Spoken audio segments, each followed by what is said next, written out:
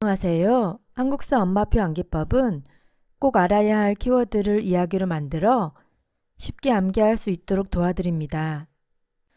이번 영상은 신라에 관한 내용을 준비했습니다. 먼저 신라의 주요 왕 순서 외우는 방법을 알려드릴게요. 내무왕, 눌지왕, 소지왕, 지증왕, 버풍왕, 진흥왕의 첫 글자를 따서 뇌물소지법 진짜. 뇌물을 소지하고 다녀야 되는 법이 진짜 신라에 있었다고 가정할게요. 신라에서는 법으로 뇌물을 소지하고 다니다가 필요한 때에 뇌물을 줘서 해결했나 봐요.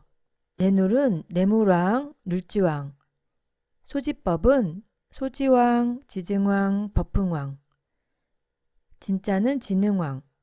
그래프에서 보듯이 신라는 삼국 중 꼴등인 6세기의 전성기를 맞이했지요.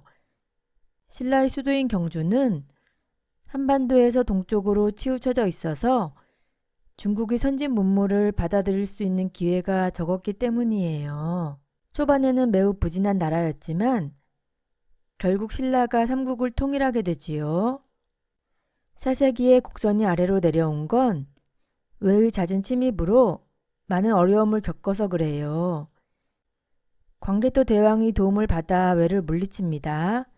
이로 인해 신라는 한동안 고구려의 영향력에 놓이게 되지만 고구려를 통해 중국의 선진 문물을 수용할 수 있었습니다. 5세기에 다시 곡선이 아래로 내려온 건 고구려 장수왕의 남하 정책 때문에 신라가 힘든 시기였기 때문이에요. 장수왕은 97살까지 장수한 왕이고 재위 기간이 80여 년이었거든요. 그러니 5세기의 대부분을 백제와 신라가 괴로워했고 따라서 백제와 신라는 친교했습니다. 이번 영상에서는 뇌물소지법 진짜 중에 뇌물소지, 즉 내무왕, 눌지왕, 소지왕, 지증왕까지 말씀드리겠습니다. 박혁것의 건국, 사로국, 왕호는 거서간. 신라를 건국한 사람은 박혁거세이지요. 박혁거세는 경주를 수도로 하고 사로국을 건국하고 왕호를 거서간이라고 하였습니다. 사로국은 지증왕 때 신라라고 이름이 바뀌었지요.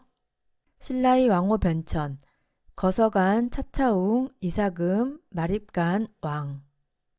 고구려와 백제는 일찍부터 왕이라는 호칭을 사용하였지만 신라는 왕이라는 호칭을 처음부터 쓴 게 아니고 신라의 왕호는 거서간, 차차웅, 이사금, 마립간, 왕으로 변천되었습니다.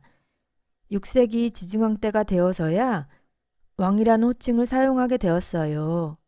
이야기로 만들면 거참, 이사를 마국간으로 한 왕. 거참, 이사를 마국간으로 한 왕이 있었대요.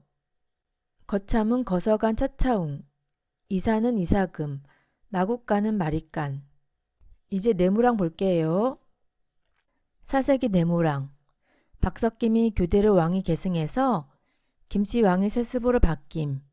신라는 특이하게도 박석김의 세성씨가 돌아가면서 교대로 왕위를 계승했었는데 4세기 내무랑 이후에는 김씨가 왕위를 독점으로 세습하게 되었습니다.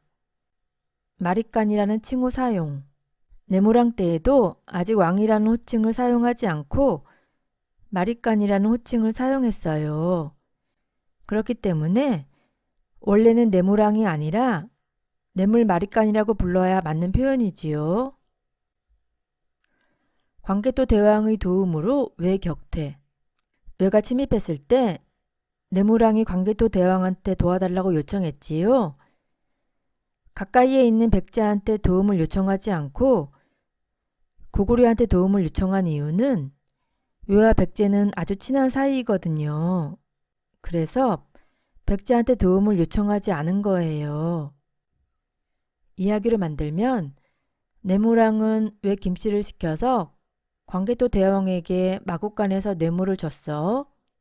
내무랑은 외 김씨를 시켜서 광개토 대왕에게 은밀하게 마국간에서 뇌물을 줬을까요? 외는 외 격퇴. 김씨는 김씨 왕이 세습.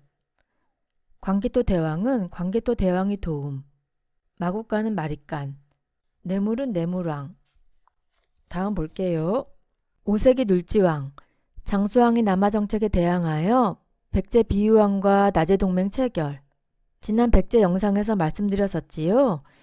광개토 대왕은 북쪽으로 진출한 정복군주였기 때문에 백제와 신라가 괴로워하지 않았지만 장수왕은 남하 정책을 펼치면서 계속 백제와 신라를 공격했기 때문에 괴로워하던 백제의 비유왕과 신라의 눌주왕은 장수왕의 남하 정책에 대항해서 나제 동맹을 체결했습니다.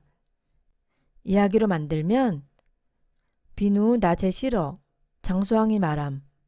장수왕은 97살까지 장수했지만 씻는 것을 싫어해서 비누를 싫어했습니다. 비누는 비유왕과 눌지왕, 나제는 나제 동맹. 다음 소주왕 볼게요. 오색이 소지왕, 백제 동성왕과 결혼 동맹. 동맹을 강화하기 위해 백제 동성왕이 신라 소지왕에게 사신을 보내 혼인을 요청해 오자 백제의 제안을 받아들여 이벌찬 비지의 딸을 보내 결혼 동맹을 맺었습니다. 이야기로 만들면 동성과 결혼해서 신나는 소지섭. 배우 소지섭 아시지요? 소지섭은 같은 성을 가진 소시성 여성을 좋아했다고 가정할게요. 그래서 동성인 소시성 여성과 결혼해서 소지섭은 신났습니다. 동성은 동성왕, 결혼은 결혼동맹. 신나는 소지섭은 신라의 소지왕. 다음 볼게요. 6세기 지증왕, 국호를 신라로 정함. 왕 칭호 사용.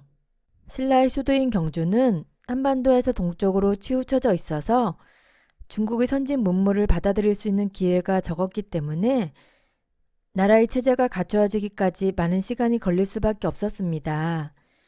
신라는 6세기 지증왕 때에 이르러서야 국호를 사로국에서 신라로 바꾸고 왕의 칭호도 마립간에서 왕으로 고쳤어요. 우상국 정벌 이사부. 이사부 장군을 시켜서 우상국을 복속시켰어요. 우상국은 지금의 울릉도와 독도입니다. 우경 사용. 우경에서 우는 소우이고 경은 바깥경이에요. 소를 이용해 농사 짓는 것이지요. 동시전 설치. 동시전에서 시는 저자시예요. 즉 시장을 뜻해요. 동시전은 시장을 관리 감독하는 관청입니다. 소주왕 때 작은 시장이 있었는데 지증왕 때는 소주왕 때보다 더 큰 규모의 시장인 동시가 설치되었어요. 시장의 규모가 커지니까 시장을 관리 감독하는 관청이 필요해져서 동시전을 설치했습니다. 순장 금지. 순장은 부여에도 있었다고 말씀드렸었지요. 신분이 높은 사람이 죽으면 그가 거느리고 있던 노비나 신하들을 무덤에 함께 묻는 거잖아요. 지증왕은 노동력 확보를 위해 순장을 폐지했어요. 순장 금지로 사람들이 덜 죽게 돼서 노동력이 확보되는 거지요. 이야기로 만들면 짜증난 신라왕은 우산 6개를 동시에 부순다. 신라왕은 짜증나서 우산 6개를 동시에 부수었어요. 우산한테 화풀이를 한 거지요. 지증나는 지증왕, 신라왕은 국호는 신라, 왕 칭호 사용, 는 우경 사용, 우산은 우상국 정벌, 6개는 6세기, 동시는 동시전 설치, 부순다는 순장 금지. 이제까지의 이야기를 정리해 볼게요. 신라왕은 뇌물 소지법 진짜. 뇌물왕은 왜 김씨를 시켜서 광개토 대화왕에게 마국간에서 뇌물을 줬어? 눌지왕은 비누 낮에 싫어. 장수왕이 말함. 소지왕은 동성과 결혼해서 신나는 소지섭. 지증왕은 짜증난 신라왕은 우산 6개를 동시에 부순다. 오늘 이야기 속에는 신라왕인 뇌물소지법 진짜 중에 뇌물소지에 관해 꼭 알아야 할 내용이 들어있습니다. 다음 영상에서는 뇌물소지법 진짜 중에 법 진짜, 즉 버풍왕과 지능왕에 대해 만든 이야기를 알려드릴게요. 오늘 영상이 도움이 되셨다면 구독과 좋아요 눌러주세요. 감사합니다.